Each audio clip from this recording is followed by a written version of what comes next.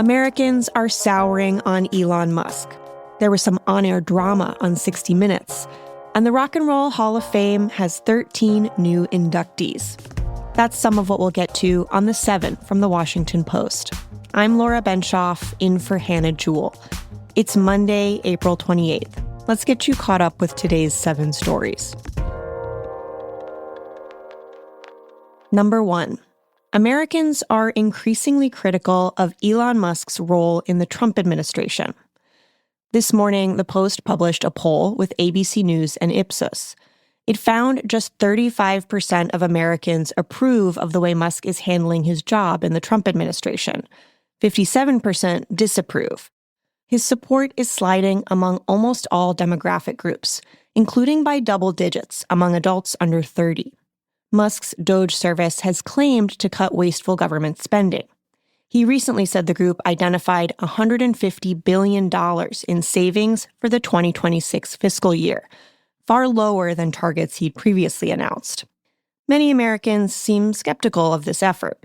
While 43% say federal government waste has decreased under President Donald Trump, a majority in the poll say waste has stayed the same or increased. Musk's role in the White House moving forward is unclear. He's clashed with other Trump advisors, and profits at his car company, Tesla, have plunged. Last week, he said he plans to step back from Doge next month. Trump officials are defending the removal of U.S. citizen children to Honduras. That's number 2. Early Friday, 3 U.S. citizen children from 2 families were removed from the United States with their mothers by immigration authorities. One of the children is a 4-year-old with stage 4 cancer who was sent away without medication or the ability to contact their doctors. That's according to a lawyer for the child's family. The other children are 2 and 7 years old. The incident intensified concerns that officials are carrying out deportations in a way that violates the due process rights of both citizens and non-citizens. Yesterday, President Trump's border czar, Tom Homan, defended the move on CBS News' Face the Nation, saying the mothers wanted to bring their children with them. The children aren't deported. The mother chose to take the children with her. When you enter the country illegally, and you know you're here illegally, and you choose to have your citizen child, that's on you. That's not on this administration. If you choose to put your family in that position, that's on them. But having a U.S. citizen child after you enter this country legally is not a get-out-of-jail-free card. It doesn't make you immune from our laws. But a lawyer for one of the children's fathers said ICE's refusal to allow the women to talk to their lawyers meant there was no way to verify whether that was true in these cases.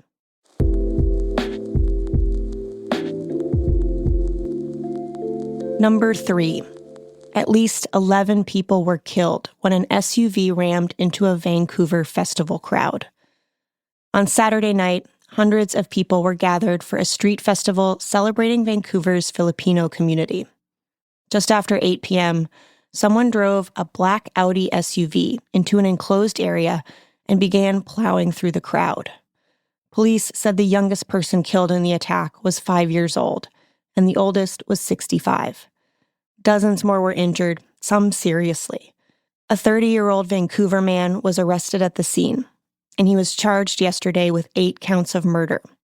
Police said that the man, identified as Kaiji Adam Lowe, was the only suspect. Here's Steve Rye, the acting chief of the Vancouver Police Department, at a news conference yesterday morning. This is the darkest day in our city's history. Last night, as thousands of members of Vancouver's Filipino community gathered for an important cultural celebration, the actions of a single person shattered our collective sense of safety. Police said they were not treating the attack as an act of terrorism. It came on the final weekend before Canada's federal election, which is taking place today.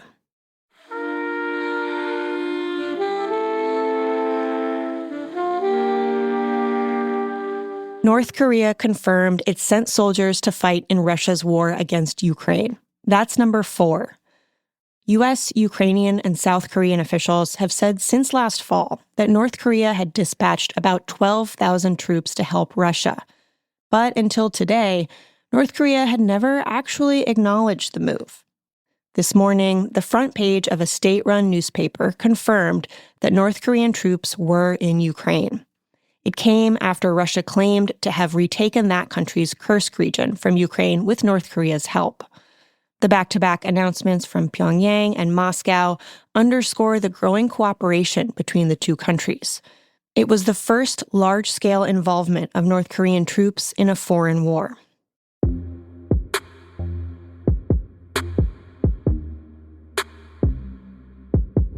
Number 5.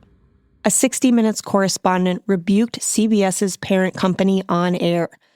If devoted viewers of 60 Minutes weren't previously aware of recent behind-the-scenes network drama, they are now.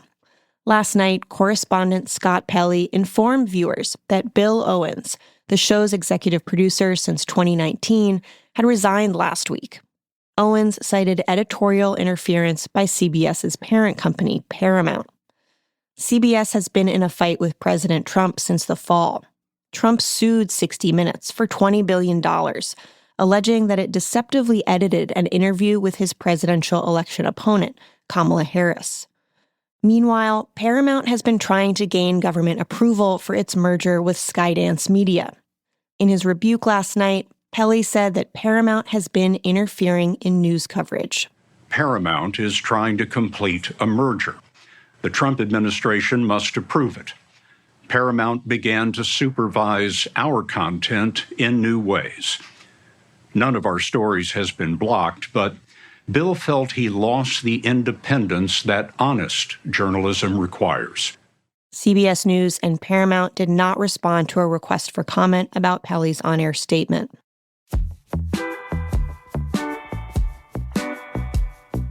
Sedentary behavior might be giving you neck pain. That's number 6. A recent research review investigated what kind of impact sedentary activities have on neck pain. The review's authors defined sedentary behavior as seated activity that involves low energy expenditure. That includes using mobile phones, computers, or watching TV. It found that being sedentary for more than 6 hours a day greatly increased the risk of neck pain. Using mobile phones was the riskiest screen-based activity, increasing the likelihood of neck pain by 82%. That's because people often bend their neck and slouch their shoulders when using the devices, according to the review. So if you're scrolling while listening to The 7, think about your posture. You might just save yourself from a pain in the neck.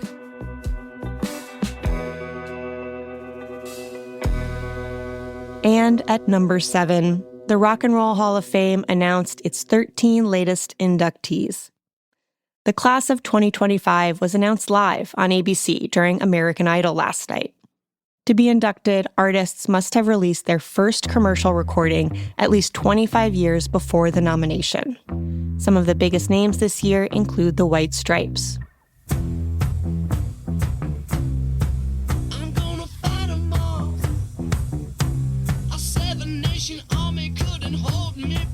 That's their 2003 hit, Seven Nation Army. Other inductees include Outkast, Cyndi Lauper, Warren Zevon, and Chubby Checker.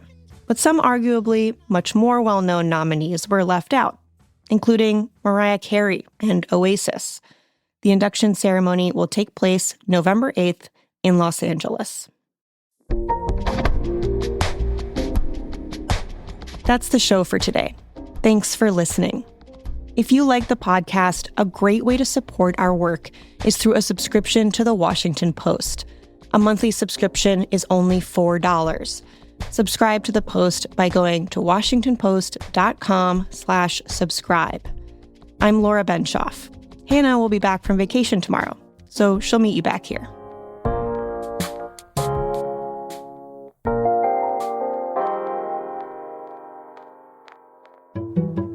I'm Carol Lenig. I'm an investigative reporter at The Washington Post.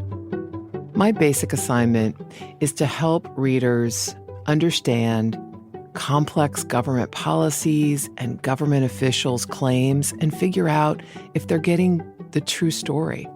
We work to expose what's hidden and what powerful people want to keep hidden. We dig deep to reveal what's true And readers don't have time to do that. Only we can bring to you the reality of how a Medicare program is repeatedly failing. Only we can dig in and figure out that somebody who's nominated for a really important job made up a big part of his resume. Subscriptions support this work. I'm Carol Leonnig, and I'm one of the people behind the Post.